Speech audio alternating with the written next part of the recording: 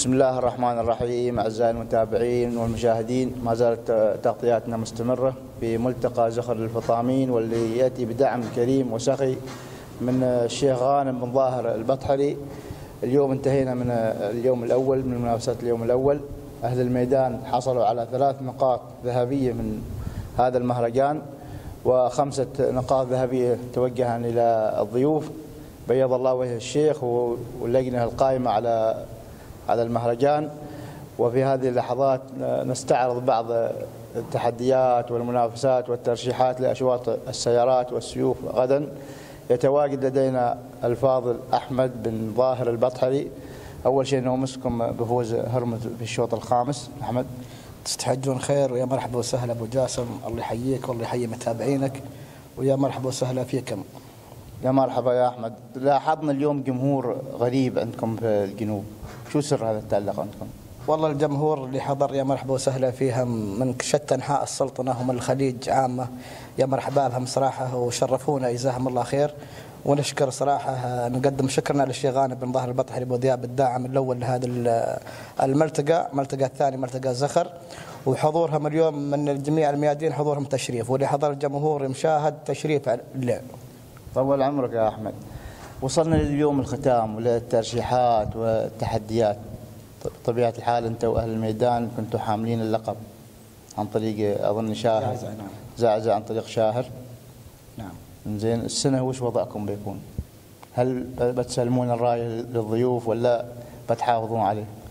نتمنى إن شاء الله. الحين كنا في الملتقى الأول كان الشوط الرئيسي مع زعزع على مالكها شاهر بن أحمد البطحري، ومضمرها ميحد بن حمد البطحري، ووجه لهم تحية من هذا المكان. ونتمنى إن شاء الله أن نحافظ على السنة هذه. عندنا بكرتين سبق معروفات، ولهن روابط، لهن يعني ترتيبات في كمها، في لهن نقاط يعني معروفة. بكرة المشراي من عبد الله بن شامس الوهيبي. نعم. وبكره زعزعه. التمني غير، لكن الميدان ما يبقى تمني، يبقى فعل. الميدان باكر ان شاء الله يكون ناري. هذا الكلام سمعناه من كثيرين. نعم. لكن نتكلم عن وضع عزبتكم. وضع عزبتنا والله صعبه، يعني اللاند كروزر، لكن ان شاء الله بيكون بالدار بشرك. لكن الضيوف يقولون لا. اظن سمعت فارس الجنوب شو يقول؟ فارس الجنوب سمعت تصريحه، ونتمنى له التوفيق، لكن اللاند والسيف صعب، وايد صعب اللي يروح من هالدار، صعب. أنا سمعت أن شاحر باكر داخل 3 أسماء قوية من ضمنها الشرية الجديدة. شاحر داخل والشباب داخلين من كل مكان، وشاحر ما بيركض الروحه، لكن حنا نرشحه إن شاء الله على. أنت يعني ما عندكم أي شعار؟ أهم شيء إن السيف يبقى في الميدان. أهم شيء يبقى السيف بالميدان، وإن شاء الله بيبقى عند شاحر. والضيوف اللي جايين؟ والضيوف الهم ما وصلوا بعد. الضيوف لهم الكرامة الوافية. الكرامة طول عماركم فيها، غير في الشوط ما يعرفون حد. الشوط صراحة أنا أقول لك، الشوط بعطيك إياها من الحين، الشوط بيكون ناري ناري ناري، تحدي. ورشح شواهين لحمود الحيري كنج السيوف. نعم، باكر يكون له نصيب الأسد. العام الماضي هو كان حاصل على الاندكلوزر في ميدان شليم عن طريق متباهي. نعم. اتوقع عيد الكرة السنة في القعدان ولا في اتوقع عيد الكرة ببكار وبقعدان. بس الدكتور حاضر. الدكتور ما في حيلة. هواي البكرة الشيخ. وش رايك انا ارشح بس بكرة عند الخط؟ لا ما يستوي. هم زين؟ لا، الترشيح يكون قبل. الترشيح هناك ما يفيد الترشيح عاد، لان القائمة ما نزلت حتى الحين. هواي البكرة الشيخ محمد بشليوي حلينيبي. بكرة ما تتهم، حاصلة على شوط 6 سيارات في البطحة، جابتين افضل توقيت 2:05. ما تستهين بها. والعلم وصلت اجام عالية. فالها التوفيق وفالها الناموس راعيها. ترشيحك مع من؟ ترشيحي يروح مع شاهر. اسم البكرة. لكن ترشيحي ممكن يعيدك العادي. الترشيح واحد. اختار لك بكر واحدة ترشح. ارشح شواهين. تأكد يزعلون هالميدان. خلهم يزعلون هالميدان، لهم الرضاء. لهم الرضاء. انت توك تقول محمد حافظ عليه ومن يترشح الضيف. انا الحين خربطت. رد خربت قطعة عادي. توك تقول انك ترشح اهل الميدان. ارشح اهل الميدان. نعم. والحيري؟ ارشح الحيري وارشح المدان. يعني ابرز المتحدين للحيري؟ ابرز المتحدين، وعندنا قعود. الجعدان بيكونون في القعدان مع من؟ الجعدان بيكون له نصيب الاسد ان شاء الله. مع من؟ بيكون القعدان باسم القعود. القعود العابر المطر ينيبي. ونعم. حاصل على الخنجر في ميدان البطيل. نعم، وحاصل بنقطة في ملتقى شليم. معروف. لكن عندنا كفو للشيخ غانم بن ظاهر البطحري، ومضمره ميحد بن حمد. ما نستهين به. قعود ان شاء الله باكر بيكون لها نصيب، لان الميدان ميدانه. اتمنى لهم التوفيق ان شاء الله. قيمة توقعاتك للاتيان باكر؟ اليوم احنا لاحظنا محب والتيم شويه ثقيل. اليوم التيم ثقيل. باكر توقعاتي دقيقتين وثمان. يكسرون دقيقتين العشر؟ يكسر دقيقتين العشر ان شاء الله. فالكم التوفيق يا اهالي زخر.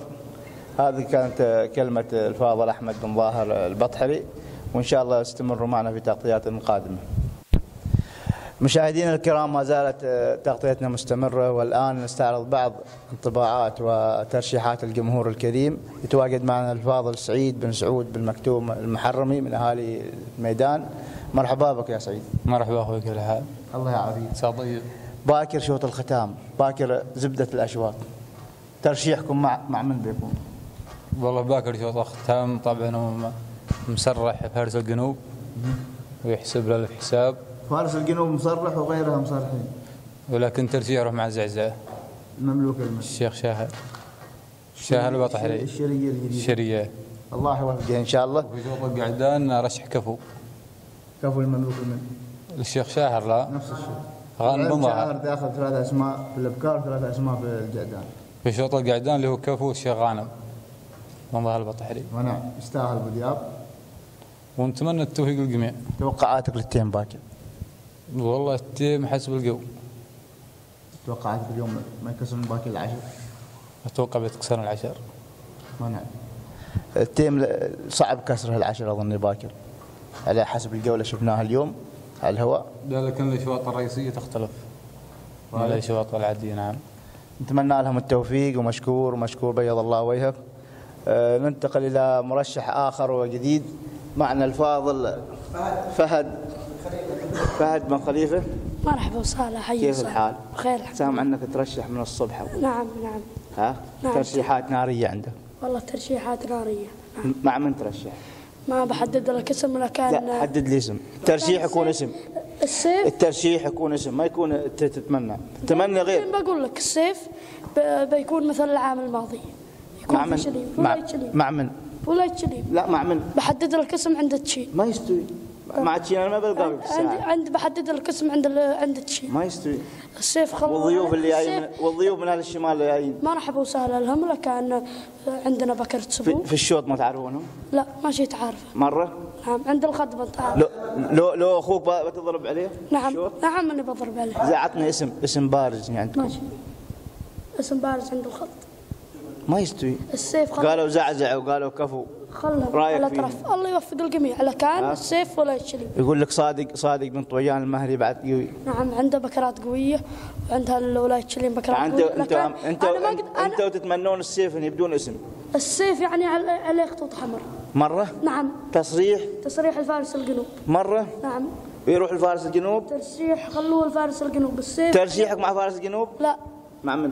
ترشيحي بحدد القسم عند تشين. ما يستوي بعد تشين. ماشي. ترشح ابو ذياب؟ الولايه. ترشح ابو ذياب؟ السيف عندها الولايه. عند ابو ذياب؟ مثل ما كان الماضي بيكون نفس السنه. العام الماضي غير والسنه غير، تصير مشتريات قويه. عشان المشتريات انتم مشترين وغيركم مشترين. عشان الواصلات 100. الموعد قدام. بيض الله وجهك. بيض الله وجهك. أعزائنا المتابعين والمشاهدين، ما زالت تغطياتنا مستمرة لهذا اليوم، وهو اليوم الختامي باكر إن شاء الله على ميدان درة الميادين الجنوب، ميدان زخر، ونلتقي بأحد الأسماء اللامعة وأبرز الأسماء المرشحين لانتزاع السيف واللاند كلوزر بيكاب المقدم من الشيخ غانم بن ظاهر البطحري، ميحد بن حمد بن خادم البطحري. مرحبا بك يا أبو حمد. مرحبا بكم في درة الميادين، والدار داركم وشرفتونا. أول عمرك تشريف يا أبو حمد، انطباعك أول عن مركاض اليوم اللي هو 8 أشواط. والله اليوم ما شاء الله ركض طيب وركض ناجح، والحمد لله شاركنا ببكرة وتيملت، ناموس أول شيء ناموس لك على ناموس هرمز المملوك للشيخ غانم بن ظاهر البطحري. تستاهل خير، والناموس للشيخ غانم بن ظاهر. خبرنا عن إنجازات. والله بكره شرية من محمود بن سعيد هي حافي، وبكره جوية، وتوها الحين بادية عندنا من شهر. بالك الرموز والتوفيق إن شاء الله. لكن نتكلم عن أشواط باكر، زبدة الأشواط. نعم. علوم عزبة أبو حمد. والله إن شاء الله نقول مستعدين، والله يمل له ويمل الحلال إن شاء الله. جهوز البوش اللي بتركضهم باكر. والله جهوزا لا بأس، متوسط، نتمنى خير إن شاء الله. ترشيح الحين كل ما لفينا عزبة يقولون نرشح عزبة ميحل. والله الله كريم، الحين نتمنى أن الحلال بيشارك إن شاء الله وأن يتيمن. يسبب لك ثقل هذا الترشيح ولا؟ والله نعم ثقل، لأن أهل الدار كلهم حاطين لا مال على الحلال اللي عندنا، والله يملهم إن شاء الله. العام الماضي أنت وأهل الميدان كنتوا حاملين اللقب. نعم. لقب الملتقى الأول. السنة وضعكم هل بتسلمون الراية لأهل الشمال ولا للضيوف ولا لأهالي هيمة ولا البشاير؟ والله نتمنى أنه يبقى إن شاء الله اللقب في درة الميادين. مع من؟ إن شاء الله يكون مع الحلال اللي عندنا ولا الحلال اللي مشترينا الشيخ شاهر، بيكون رقم صعب. برشح بكرة اللي مشترينا من عند بن شامس قبل فترة. أبرز الشعارات الخطيرة تحسن خطيرة عليه؟ شوط السيف بكار. والله عندي بس ترشيح بكر واحد وإن شاء الله ما يغادر السيف من درة الميادين مع شاهر بن أحمد البطحري. والله بكر اللي مشترينها الحين ومع قيادة المضمر راشد بن سالم الغيلاني. ونعم أبو محمد. نعم. شوط القعدان أنت الحين مشارك بشوط الأبكار ولا رشحت نفسك؟ هل هي تمويه للجمهور ولا كيف؟ لا إن شاء الله نتمنى خير الحين، لكن أعطيناك النظرة والترشيح. شوط القعدان مع من؟ شوط القعدان صعب، ما أقدر أرشح لك لأن حلال عادين مشرايين وسبق داخلين. عندكم كفو واحد؟ والله كفو لا بأس إن شاء الله، نتمنى. للشيخ شاهد. لا كفو للشيخ غانم. للشيخ غانم. نعم. والله كفو مستعد ونتمنى على خير إن شاء الله. وعندك عابر الإنجازات المطر بن علي المكتوم لنيبي، يترشح، حاصل على الخنير في ميدان البطين، وحاصل على نقطة في مهرجان شليب. أسماء قوية كلها اللي داخله، ونتمنى التوفيق للجميع إن شاء الله. ترشيحك مع من؟ فنكون متحفظين في شوط الإعدام. خلنا بعيدين عن التحفظ. مجرد ترشيح يصيب ويخيب. والله صعب، ما أقدر أحكم لك، التوفيق بيكون عند الله إن شاء الله. نتمنى لك التوفيق يا أبو حمد، وعسى يرفع الناموس إن شاء الله. عسى يفعل. ونلاقيك باكر إن شاء الله عند خط الزعفران. عسى إن شاء الله. بالتوفيق إن شاء الله، بالتوفيق. أعزائنا المتابعين، ما زالت تغطياتنا مستمرة في ملتقى زفر المقامين كان مدعوم للشيخ غانم بن ظاهر البطحري، وفي هذه الأثناء نلتقي بأحد المضمنين والملقب بسفاح المضمنين صلاح بن ظاهر البطحري. يا مرحبا يا صلاح. مرحبا بجاسم الحال. الله يعافيك يا مرحبا. وصلاح انتهت اليوم الأول من المنافسات. أهالي الميدان حصلوا على 3 نقاط وأهالي الضيوف على 5 نقاط. هالثلاث نقاط هل يعطيكم الريحية الأشواط بعدها؟ نعم، تعطينا ريحية وتعطينا نذهب بشوط شوط خطير وشوط نادر. الأسامي مرشح كثير. مرشح الشوط الرئيسي بكرة ماهر، بكرة شاهر اسمها زازا. والشيخ شاهر ظاهر داخل 3 أسامي كبيرة. برشح في شوط الجعدان وعند ماهر. كفو. والعاب استبعدت. هنا لكن صاحب الميدان نهك. صاحب الميدان هو اللي فاز. توقعاتي توقعاتي وسكت. ما شاء الله. على ظل هذا الجو توقع مني وسكت إن شاء الله. شوط الجعدان. لكن كلهم راحوا عند العاب. هنا في العاب العاب حاصل على خمير في ميدان الوثيق. هنا في الضمن، لكن صاحب الجو فارس الجنوب أمس أمام اللقاء عنده بدون مغادر لا كان. والله فارس الجنوب عنده بوش صفر وما يستهين فيهم، لكن أنا أكثر شيء بكرة شهر. ما أظن بكرة شهر.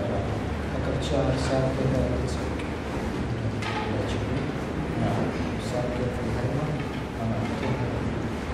تحضر سابق. أبو شهرين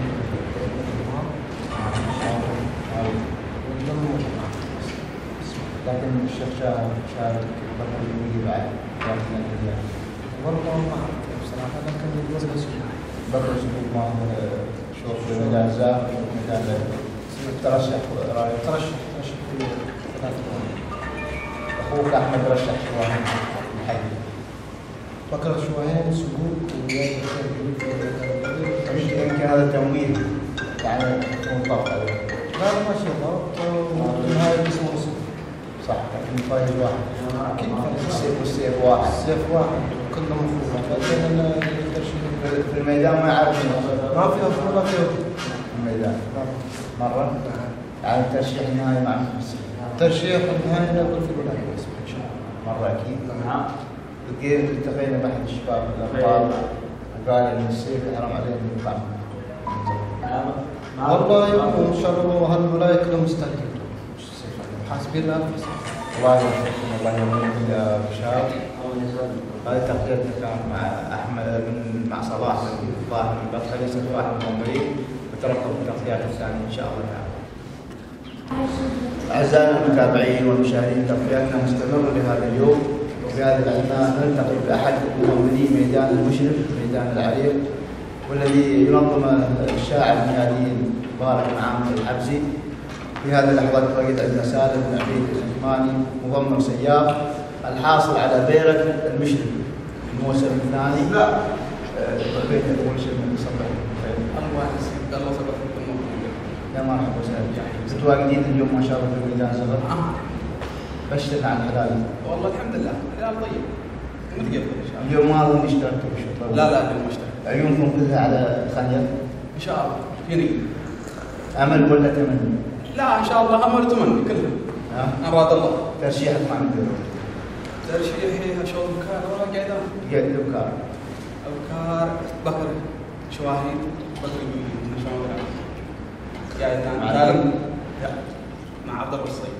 وانا يا ثالث غير المشرف مفتوح ولعب سمكات ومشاركات الطيب وان شاء الله نتبشر بخير. شوط القعدان شوط الابرز اللي انت داخل منه. شوط القعدان صفر السنه هي موسم كله قعدان صفر. لكن الفايز واحد.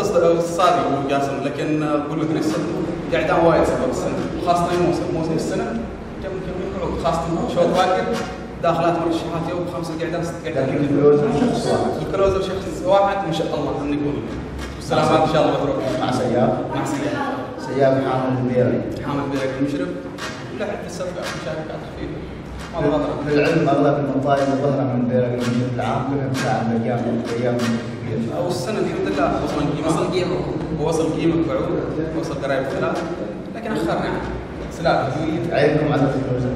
عندي ان شاء الله على كروزر وعندي بعد نبدا شيء اكثر عن كروزر ما نبغى نستفيد بعود وايد مع اني حابين نشارك الصراحه ما تفوق. بيض الله وجهك. لا تنسى العابر الباشا. عندي العابر عندي قعدان اكثر عن العابر حاصل على ثانيه الطامين في ميدان البطريق. ونعم بعود مرشح. وعندك كفو الشيخ. وعندك كفو وعندك اهل الميدان قالوا السيف والثانيه ما يظهر من هنا. الله يوفقهم لكن منافسه حلو روح منافسه يكون فيها حماس. هذا الهدف من المنطقه. بيض الله جالس نتعامل معك عارف الحميين غير الناس منافس. يعني قصدك ما يتشارك يا تاخذ سياره تروح؟ لا من ناحيه تسكيلين يبعث لك لو شهر يا ياخذ سيارتي واروح لكن ما خطرت السنه قعدان ركبت قعدان مستوى لو عندنا قعدان رئيسيات بيدخلون في شوط واحد باكر. توقعاتك اليوم افضل توقيت 11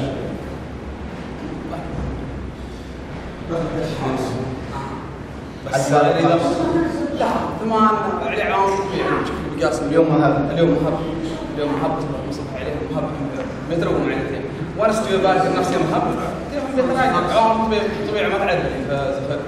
اما اذا تسكر والوقت هدي شويه ثمان بسبب ترشيحك يوم مع سياف تحدى الميدان. محمد منه غير تحدي تعال من دخل في الشوط تبارك تحدي مرة زامط عليها.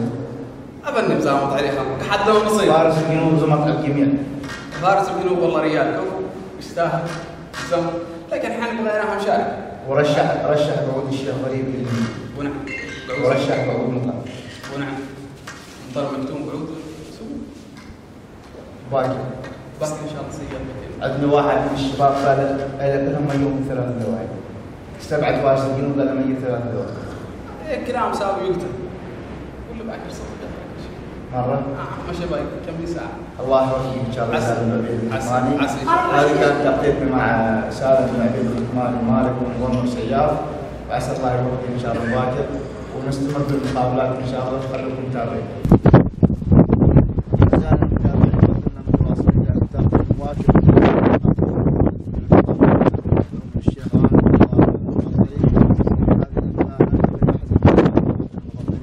صادق بن طويان المهري. ابرز الاسماء المرشحه عندهم. مرحبا يا صادق. كل ما تحضرنا هالعزب نقول رشيح عن صادق. وش السر؟ والله رشيح محمل من بعيد يمكن الحلال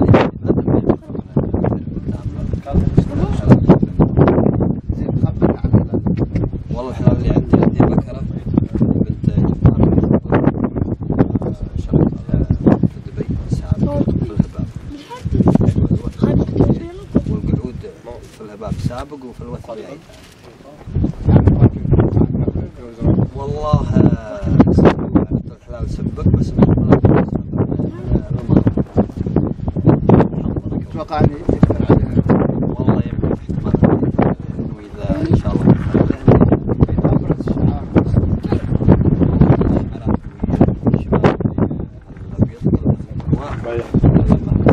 اسامي، ابرز اسامي اللي حضرنا. اسم الورقه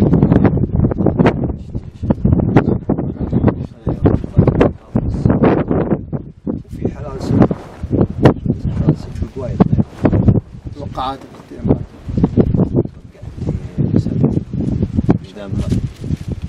سير يا غالي الواجب.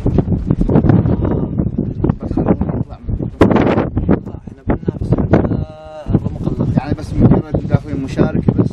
والله مشاركين مشاركه ولا الكروت لكم؟ ان شاء الله احنا بننافس على الكروت. فرق بين المشاركه وبين نظامك على الشوط. اكيد فرق، لكن الحلال اللي مهيئ وهنيه وقاهز تقدر تحط فيه كلامك. اما الحلال اللي محمل من مسافه الحظ بس. ما تمكن تمرح على الجمهور.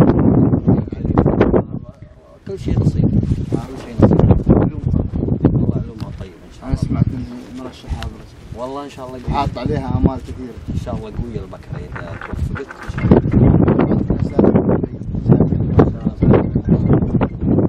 بس الطواقف الطعميه راعية العوايد العوايد. اتمنى وان شاء الله اذا البكره صادفها الحظ وطلاقتها حلوه بتنافس ان شاء الله. مشاركين من الابيض. عندي مشاركين دواء. قسيم الحاضر.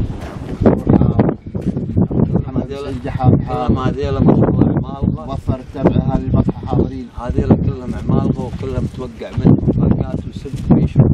مره. نعم. تعال تسلمون بالساهل السيف. احنا ما بنسلم، احنا بننافس، لكن هذيلا عمالقه. توقعت كثير.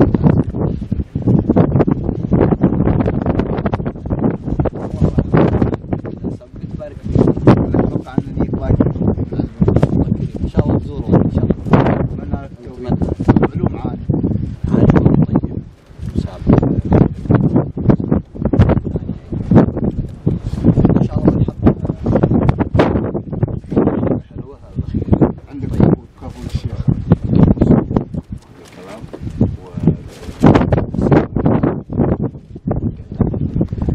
السفاح بيدخل شوط الصابر.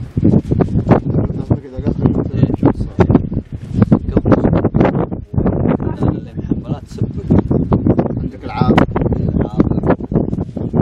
زيدان بين الحلال. الله اكبر. لكن العاب ماخذ خنجر. نقول السيف لاهالي زخر. الله كريم ان شاء الله. احنا نتمنى هذا سواء عندك او عند اخوانك. نتمنى احنا نتمنى هذا، والله يوفق ان شاء الله الجميع اللي محملين واللي يقدمون.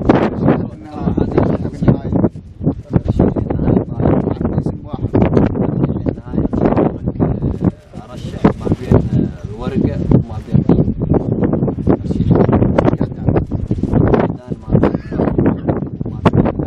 وانت كفو ان شاء الله.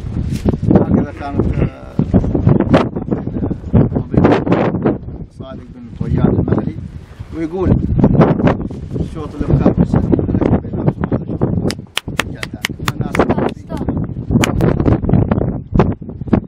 زاهر بن محمد الحرسوسي أحد مشجعين ومتابعين عزبة سليم بن سعيد أهالي هيمة حاضرين.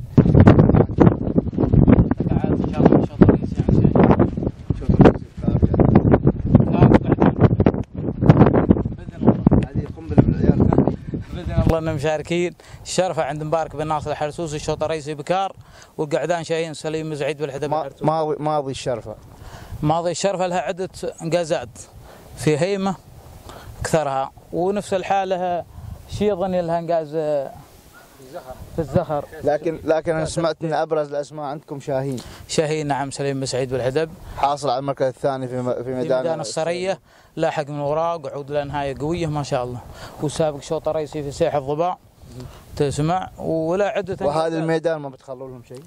هذا الميدان لهم حق ويستاهلون ومعزيب، لكن الضيوف هل الشمال هل الابيض هو هل سبق ذلاك والهم ميزتهم. ابرز الاسماء الخطيره عليكم؟ والله اسامي كلها رنانه وقويه، اما احنا متحدين باذن الله ومنافسين ان شاء الله. الله يوفقكم ان شاء الله ويباركم التوفيق ان شاء الله.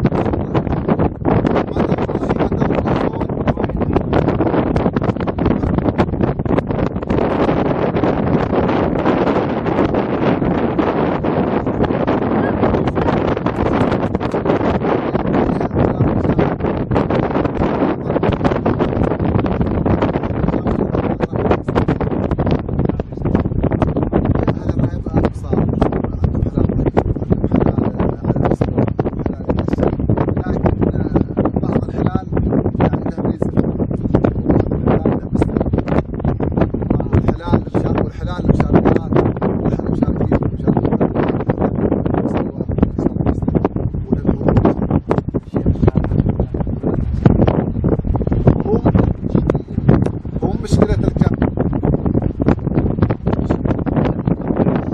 يعز الموظف نادر. أهم شيء أنا مستقبلية قبل أن تشارك أنا اللي وصل خلال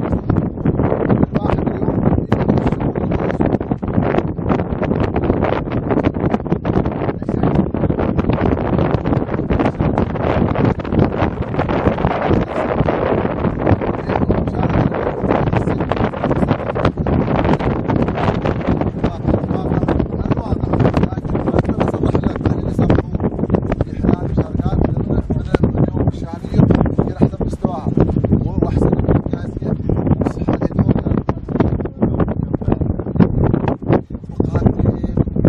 اليوم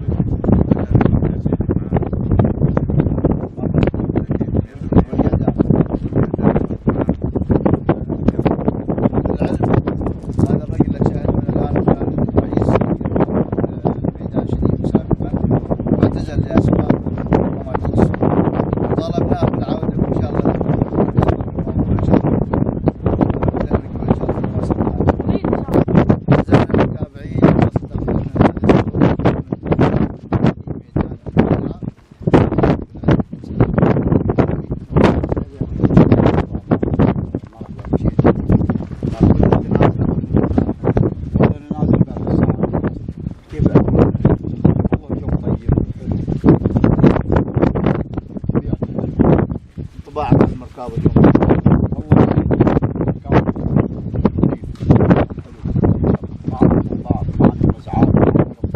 مهرجانهم طيب.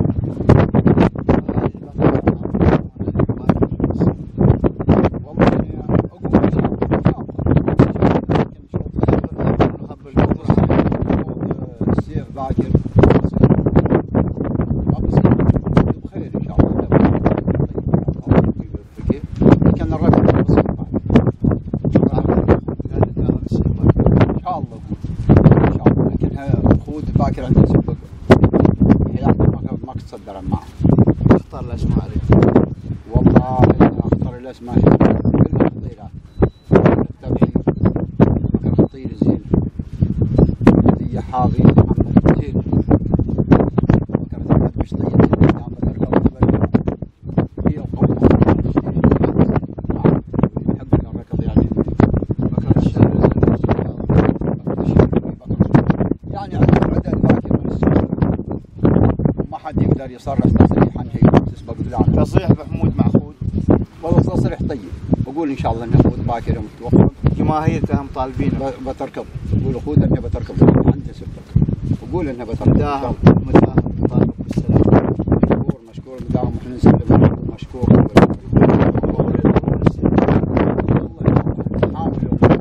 خاصة انه هو بحضر. هو يوم يحضر يريد نصيب الاسم. مرة احنا نحتاج سيف محمود. ان شاء الله ان شاء الله. والقعدان. القعدان في قعود ما كنسب. وهذا الميدان ما اعطيتوهم شيء. والله ما شرايين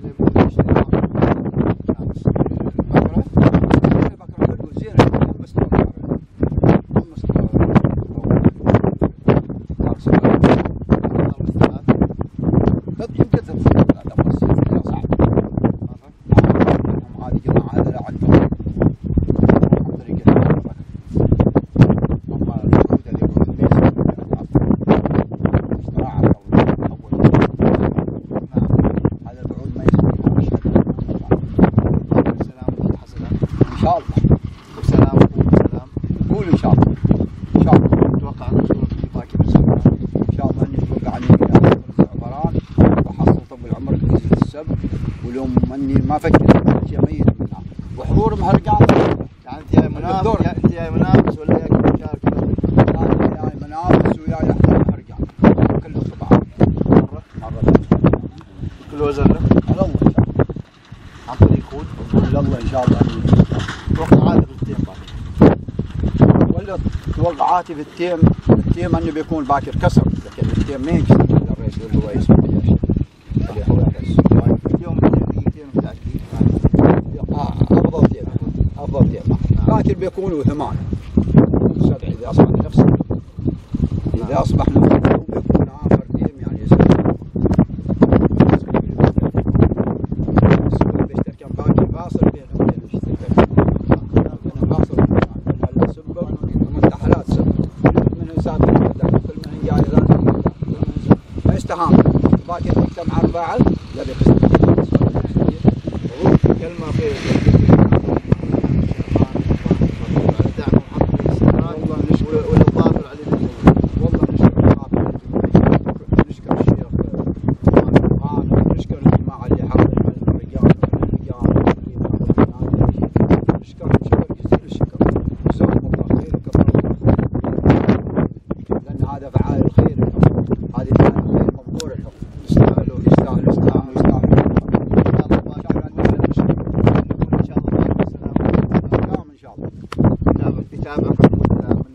ان شاء الله انه الجماعه يتابعوني منها كل بيحضرني ما تقول ما حضر ان شاء الله بالسلام والسلام. لان الجماعه عندنا احنا رئيس الحكومه ان شاء الله انه السلام حضور يشكلكم يشكل تاريخيه وتفاعلون توفق تتفاعلون بالخير بيوم اللاقيين تفاعل بالخير.